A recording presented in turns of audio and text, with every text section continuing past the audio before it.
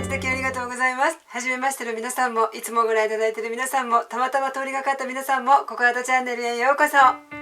いつもご覧いただいている皆さんは、撮影場所がなんだか変わったことにもう気づかれていると思いますけれども、ココアートチャンネルを配信しているのは、私がいつも絵を描いているアトリエからなんですけれども、いつも私がせっせと絵を描いているアトリエの横に打ち合わせとかちょっとしたスケッチを描く時に使っている部屋があるんですけれども、その角を撮影ブースに使ってたんですね。この布の後ろとかこのパーテーションの後ろは画材とかをしまっておく収納庫になってるんですけれども、ちょっと撮影場所をずらした形でお伝えしています。チャンネル登録も200人を超えたということで、ちょっと気分を一新しようかと思ってちょっとだけ撮影場所を変えてみました。と言いますのも、ご覧ください。この素敵なパーテーション、チャンネル登録者数200人のお祝いに私の作品をコレクションしているコレクター様からいただきました。ココアートチャンネルの撮影に使ってくださいということだったので、早速このパーテーションで撮影しています。いかがでしょうか。前の動画までちらっと映っていた白いパーテーションなんですけれども、これからも使おうかなとは思ってるんですけれども、そのパーテーションもいくつかあって自宅とかアトリエにも使ったりしてますし、何気に我が家にはパーテーションが多いんですけれども、布を使ったパーテーションっていうのが初めてで、すごい可愛くないですか。そしてこのパーテーション、すごい秘密があるんですけれど、なんとここの布が取り外しができるんですね。こういうなんかちょっとカーテンみたいになってて、この棒を取るとすごい幅広なんですよ。いただいたコレクターさんからいろんな生地を着替えさせて楽しんでくださいということだったので、これからいろんなパターンで使えるかなと思ってすごい楽しみなんですけれども、そして一番いいなと思ったのは、今までアトリエで使ってたパーテーションの半分ぐらいの重さなんですね。ヒノキが使われてるみたいですごく軽いです。本当に作品のコレクターさんにこうしてココアートチャンネルをご覧いただくだけでもありがたいのに、こうやってチャンネル登録が200人になったっていうことをこうやって祝っていただいて、本当に私も心から感動しています。ありがとうございます。これからココアートチャンネルでふんだんに使わせていただきます。本当にありがとうございました。今日の動画は制作中の作品をちら見せするのと、ちょっと美術鑑賞について雑談をしたいと思います。よろしかったら最後までお付き合いください。ここから閲覧注意です。制作中の作品は見る方によったらとても不気味です。それではお見せしたいと思います。じゃーん、いかがでしょうか。ちょっと怖いですよね。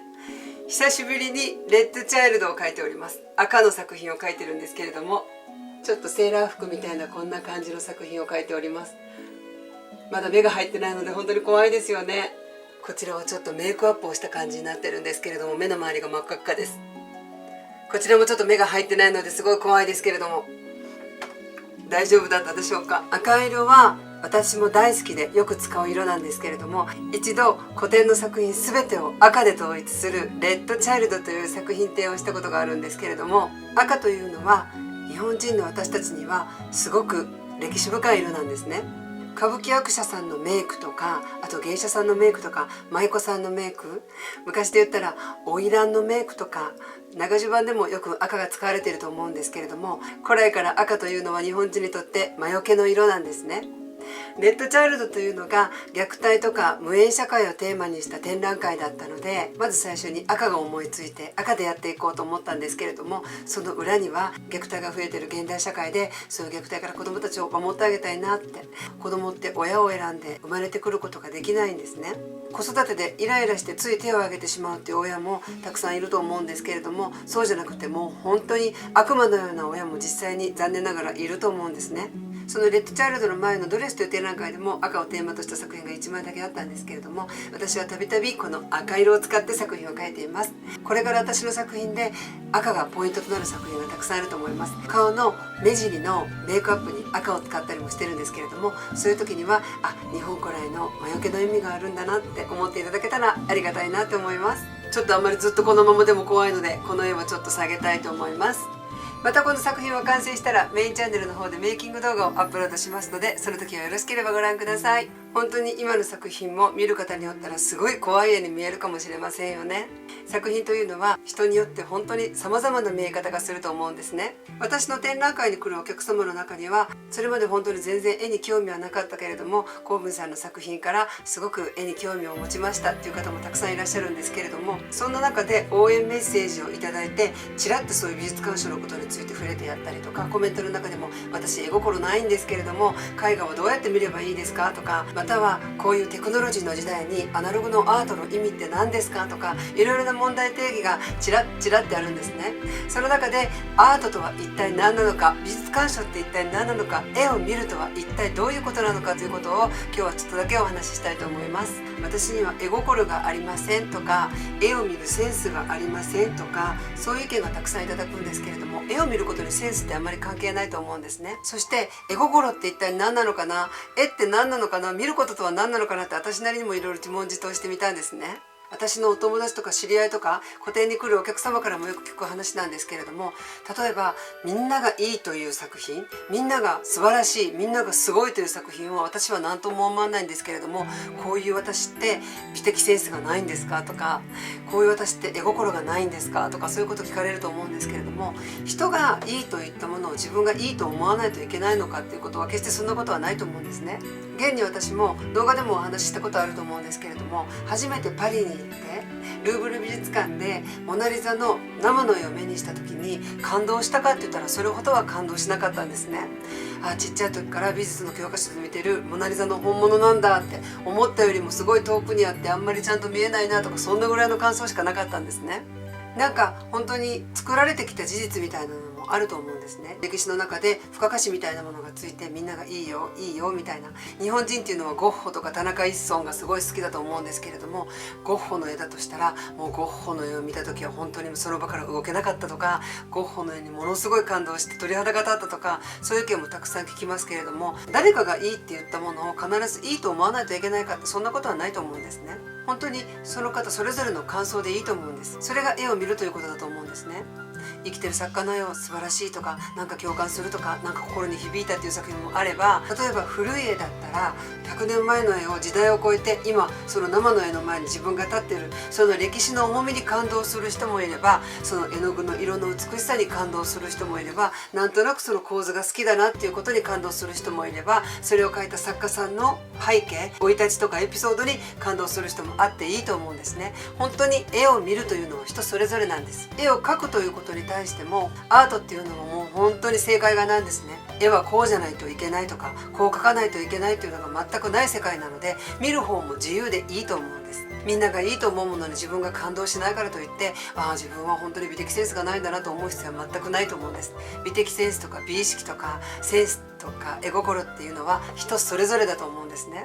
絵心っていうのは誰の心の中でも絶対あると思うんです。なぜなら子供の時に図画工作で絵を描いて苦手だなとか得意だなとか、それぞれの思い出がそれぞれにあると思うんですけれども、じゃあこのテクノロジーの時代でのアナログのアートとは一体何なのかなって、そういうことを考える方もたくさんいらっしゃると思うんですけれども、デジタルも素晴らしいけれども、この時代だからこそ世界に1枚しかない手で描いたアナログで一生懸命一人の人間が描き上げた作品っていうのは、なんか昔よりも今だからこそ価値があるんじゃないかなとは思うんですね。これは私の個人的な感想なんですけれども、私はこの絵描きとしてアートの世界にいる人間としてアートにちょっとでも興味を持っていただきたいなっていうのは昔からあるんですね。アートに興味を持ってもらいたくてこのココアートチャンネルも始めたぐらいなので、何かアートに興味があるなとか、何でもいいです。絵に興味があってもその人に興味があってもいいので、何かアートに関して触れる機会があった時にいろんな見方をしてほしいなと思うんです。今はこれだけグローバルなネット社会なので、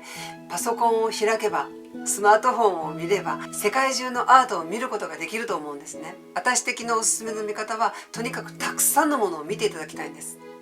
もう世界中のありとあらゆる絵を見た時に何か引っかかるものがあると思うんですね。全く絵に興味のない方でも、そのビジュアルがなんか好きだなとか、構図が好きだなとか、この絵の描かれている人物の顔が好きだなとか、色が好きだなとか、好きじゃなくてもなんかこれ嫌いだなとか、なんか気持ち悪いなとか、なんか怖いなとか。人間っていうのは感情の生き物なので、絵を見た時に何かしらの感情が出てくると思うんですね。その時にこれは嫌いとか好きとか、そこだけじゃなくて一歩突っ込んで、じゃあなぜ私はそれを見て嫌だと思うのか、嫌いだと思うのか、好きだと思うのか、そこを見ていただきたいんですね。ここまで話したらもうお分かりだと思うんですけれども、アートを見るということはご自身の内面を知るということになると思うんです。例えばみんながいいと思うものを私はいいと思わない、そこには何か理由があると思うんです。それを自分なりに感情を探っていただきたいんですね。みんながこれはいいと思うけれども、なんでみんなはいいと思うのか、自分はいいと思わないのか、みんなは可愛い、みんなは好きだと言うけれども、私はこれをちょっと生理的に受け付けない。それはなぜなのか。子供の頃っていうのはたくさんあったと思うんです。なんでどうしてっていうのがたくさんあったと思うんですけれども、大人になってそのなんでとかなぜとか内なる自分と向き合うことができるのがアートだと思うんですね。そんな中で一人の作家じゃなくて、本当にたくさんのアートを見て、自分の感情に何か引っかかる絵をピックアップして、それがなぜ好きなのか、なぜ嫌いなのかっていうことを自問自答することによって、自分の中のまだ気づいていない自分と出会ったり、自分の感情の中で私こういうのが嫌いだったんだっていうことが分かったりして、自分の美意識とか美的センスにつながっていくと思うんですね。だから好きとか嫌いとかそういうことでもうそこで終わりにしてしまうんじゃなくて、なんで好きなのか、なんで嫌いなのか、なんで気持ち悪いのか、そういうことと向き合うのがアートの醍醐味だと思います。私のコレクターさんで本当に世界中のアートを買い集めて世界中を歩き回ってる方がいるんですけれども、びっくりするぐらい冷静沈着に自分の感情をしっかり見てる方がいるんですね。精神科のお医者さんなんですけれども、本当に自分のことを冷静に見てらっしゃるんですね。それは何でですかって聞いた時に同じようなことをおっしゃってたんですね。アートを見るというのは自分と向き合う時間でもあるから、その家に絵を飾るだけじゃなくて、箱にしまったままたまに箱から絵を出して絵を眺めて自分と向き合う時間にしてるって。そのコレクターさんですごく面白いのは、好きな絵ばかりを買ってないんですね。自分が本当に嫌だなとか嫌悪感を持つ絵も買い集めてるんですね。それは何でですかと聞いた時に、自分の中の嫌いという感情と向き合いたいから嫌いだなと思う作品を買ってるんだよって、本当に奥が深い世界だなって。やっぱり私は描き手なので、絵を集める方の感情っていうのを聞いた時にものすごい勉強になるなと思ったんですね。なので絵をご覧になる方は自分の感情に素直に正直にご覧になったらいいと思うんです。みんながいいと思うからっていいと思わなくていいと思います。なのでどんな絵でも素直に正直に向き合うことが、自分の内面と正直に素直に向き合うことになるんじゃないかなと思うんですね。なので絵を描く側の私たちも、何かこびたりとか受けを狙ったりとか万人受けを狙ったりとか誰かに気に入られたいとか、そんなことよりも自分の感情と正直に素直に向き合って何か表現しないといけないなと思うんです。私の作品は過去のネガティブなことも書いてることもあったりとか、怒りの部分を書いてたり困惑の部分を書いていたりするので、見る方によったらすごいなんか悲しくなったりとか、きつい気持ちになったりとか、過去の嫌なことを思い出したりとかするって、見る方によったらちょっとなんでこんな絵描くのかなって思われることもあると思うんですけれども、私も自分の心に正直に素直に描いてるので、そういう思いで見ていただけたらいいなって思います。本当に私の作品っていうのは万人受けする作品じゃないので、展覧会を通して私の作品を理解してくれる人、私の作品を分かってくれる人、私の作品を必要としてくれる人と出会う旅なんじゃないかなと思ってるんです。100人中1人しか私の作品を分かってくれる人とか好きになってくれる人っていないかもしれないけれども、それでもその1人を大切に私は描いていきたいなと思ってるので、私は作品をなんか嫌いだわ、怖いわ、悲しいわって言われることを決してマイナスには捉えてないんですね。何かしら感情を持ってくれたら嬉しいなと思ってるので、中には数年前まではこの絵は怖いと思ったけれども、今見たらなんか明るく見えるって、そういう不思議な感覚を味わう方もいらっしゃるので、私の作品だけじゃなくて本当に今はネットでいろいろな作品が見れるので、アートに興味を持っていただいていろんな作品をご覧いただけたらいいなって思います。はい、というわけで今日はこのいただいたパーテーションの紹介と、制作途中の作品の紹介と、美術鑑賞アートについて雑談してみました。いかがだったでしょうか。アートというのはまだ出会っていない未知の自分との出会う旅かもしれません。今日も最後までご覧いただきありがとうございました。それではまた。ココアートチャンネル。よろしければチャンネル登録お願いします。画面の赤いプロフィール写真をクリックまたはタップしてください。画面のおすすめ動画もクリックタップで直接ご覧いただけます。それではまたココアートチャンネルでお会いします。ありがとうございました。